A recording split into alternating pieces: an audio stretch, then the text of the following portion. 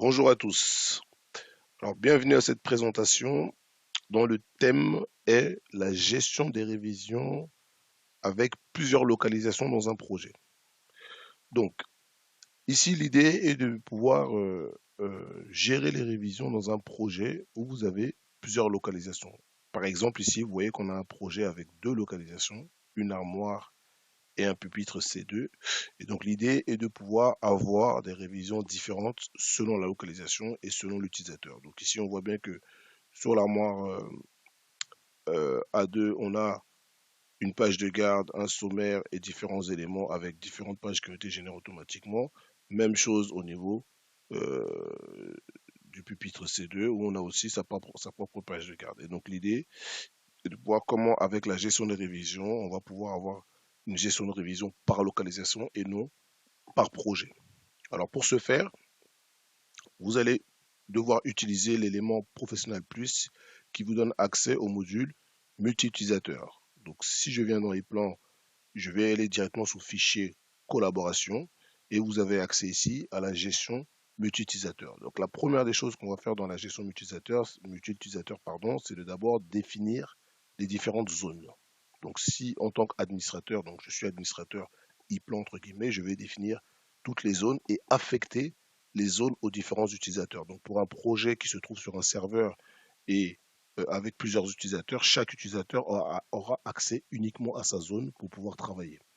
Donc si je viens dans ce réglage, alors vous voyez qu'on a déjà une zone qui existe ici qui s'appelle ELEC. Donc moi je vais créer une nouvelle zone. Donc cette zone, vous voyez qu'elle a une branche électrotechnique. Donc je vais créer une nouvelle zone, alors correspondant à mon projet, que je vais appeler par exemple armoire A2, comme la première localisation. Et le critère de cette localisation, ben, c'est la localisation, parce qu'on peut avoir plusieurs critères, hein, plusieurs propriétés pour pouvoir définir notre zone.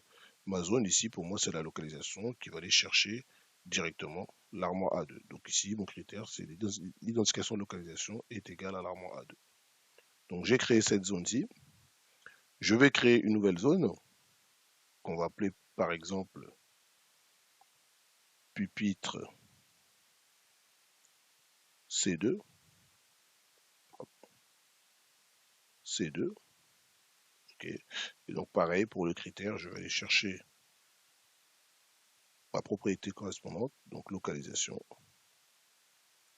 que je vais nommer ici C2. Donc ici, on se retrouve avec trois zones qui ont été définies. On voit qu'on a des erreurs ici qui nous disent attention, les zones se chevauchent. Alors, bien sûr, parce que celle-ci, si on remarque bien, qu'elle était sur la branche électrotechnique. Donc, c'est-à-dire qu'elle se chevauche avec les autres. Donc, je vais supprimer celle-ci, puisqu'elle ne me sert pas à grand-chose. Donc, celle-ci, on peut la supprimer. OK. Et donc, on voit bien que les zones ne se chevauchent plus. Pardon.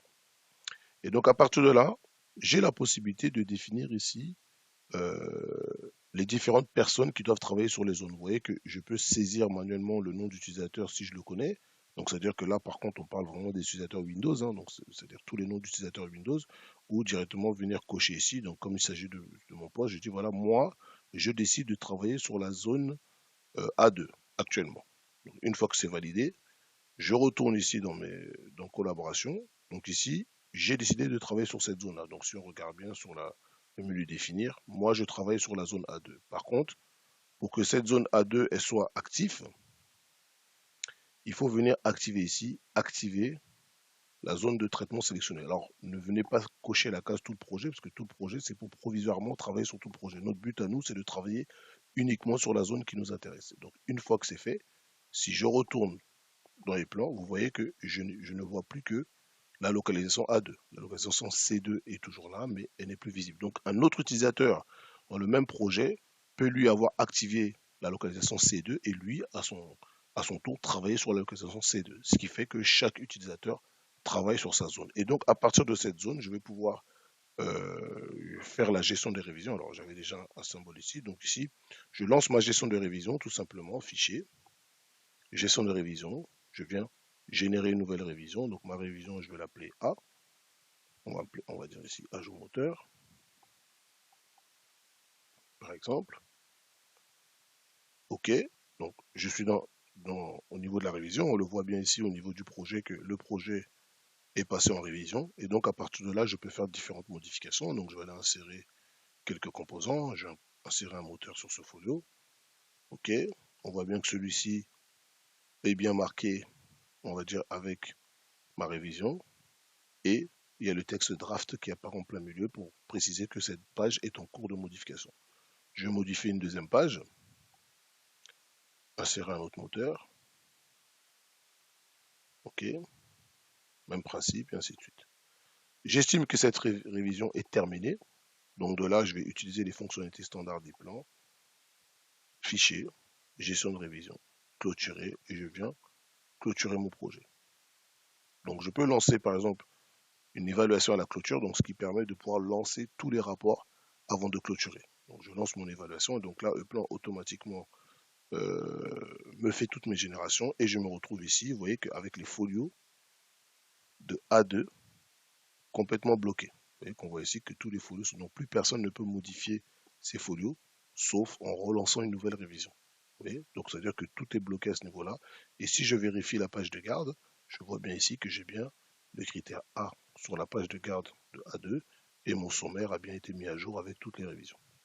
Donc on voit bien qu'on a bien travaillé uniquement sur A2. Alors, temporairement, comme je vous l'ai indiqué, je peux aller voir les autres localisations. Donc si je dis activer la zone tout le projet, donc bien sûr que le but c'est de ne pas faire des modifs, hein, parce que ces modifs seront pris en compte, le but c'est de voir la différence. Et donc là on voit bien que la zone C2, là, le C2 est bien là, et on a bien ici, 0 révision, le sommaire n'a pas été mis à jour. D'accord. Alors, ce qui pourrait être utile, bien sûr, c'est de passer sur tout le projet, peut-être pour mettre à jour certaines évaluations de bornées ou autres, mais comme l'utilisateur de C2 aura fait le même travail, nous ne sommes pas obligés. Donc, je reviens dans mes réglages de collaboration, donc j'enlève tout le projet, et je continue de travailler dans mon projet qui là actuellement est un lecture seul et bloqué, donc je vais générer de nouveau une nouvelle révision. Donc je viens générer une nouvelle révision qu'on va appeler B, test par exemple. Et donc, par rapport à cette nouvelle révision, je vais aller modifier par exemple ce folio. Je vais compléter ici ma localisation. Je vais aller modifier le folio 4 par exemple, où je vais changer par exemple le nom d'un composant. Et de là, même principe, je viens clôturer. Fichier, gestion de révision, clôturer. Donc je viens clôturer mon projet de nouveau en lançant mes évaluations bien sûr. Donc même traitement. Donc le plan me fait le traitement. Et donc je vais remarquer que sur ce projet, je suis bien à la révision B au niveau de la localisation A2. Donc on voit bien qu'on a bien géré nos localisations. Voilà.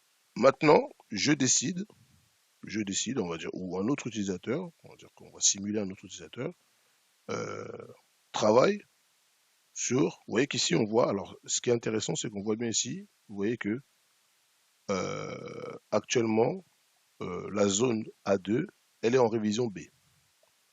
Moi je décide de passer en révision, enfin sur la zone C2. Voilà, maintenant je vais travailler sur la zone C2, donc je fais OK. Et on voit bien ici qu'il ne nous reste plus que le C2 qui est actif, où il n'y a pas de révision. Nous n'avons fait aucune révision sur C2. Alors, bien sûr que pour simuler, il aurait fallu avoir deux utilisateurs différents. Donc, malheureusement, je suis seul sur mon poste, mais ça vous montre le principe. Donc de là, je dis, ben moi, sur C2, je vais lancer une révision A.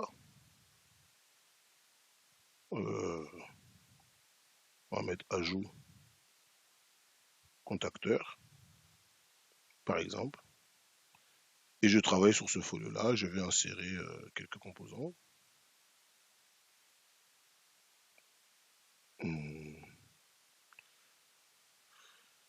Alors, qu'est-ce qu'on pourrait mettre en puissance? Je mets une bobine, par exemple, hein, je vais insérer une bobine ici. OK. Et donc de là, même principe, je vais demander ici à venir clôturer ce projet directement ici. Je viens clôturer ce projet. OK. Donc le plan me clôture bien le projet. Raison de protection. Ah, pardon. Ouais, ça a bien été clôturé. J'ai eu un message. Et on voit bien que sur la localisation C2, nous sommes bien en révision A. Vous voyez. Donc ici, on voit bien que tous les folios ont été révisés et uniquement, bien sûr, cette page-là a été marquée en révision. Alors c'est vrai que je ne l'ai pas montré tout à l'heure sur, pardon, sur les autres pages, mais on voit bien ici. Donc si on décide de venir dans la partie collaboration, de voir tout le projet, par exemple, donc on voit bien ici les deux projets. Les deux sont clôturés. Alors normalement pas par la même personne, mais on voit que au niveau de l'armoire A2, nous sommes à la révision B, alors qu'au niveau du pupitre C2, nous sommes à la révision A.